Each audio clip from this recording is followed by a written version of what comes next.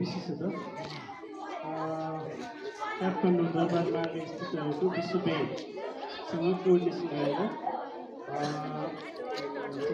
यो विद्यालयसँग ल्यापटप वितरणमा महत्त्वपूर्ण योगदान पुर्याउन आउनुभएका समाजसेवी आस्था ओलीको सक्षम नागरिक समूहलाई सर्वप्रथम विद्यालय तर्फबाट हार्दिक स्वागत गर्न चाहन्छु र विशेषतः विद्यालयलाई यो शिक्षण शिक्षा क्रियाकलापलाई थप प्रभावकारी चाहिँ बनाउन विद्यालयलाई चाहिँ यो एउटा ठुलो सहयोग हुने मैले आशा दिएको छु र यसमा निरन्तर चाहिँ यो कार्यमा कोर्डिनेसन गर्ने भाइ विरोध गिरी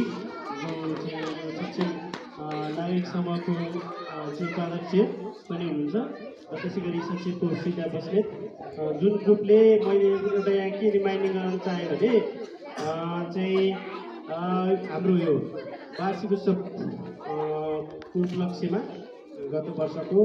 विद्यालयको वार्षिक उत्सवको उपलक्ष्यमा हाम्रो 20 जना विद्यार्थीहरूलाई विभिन्न स्टेसनरी ब्याग लगायतका सामग्रीहरू पनि प्रदान गर्नुभयो।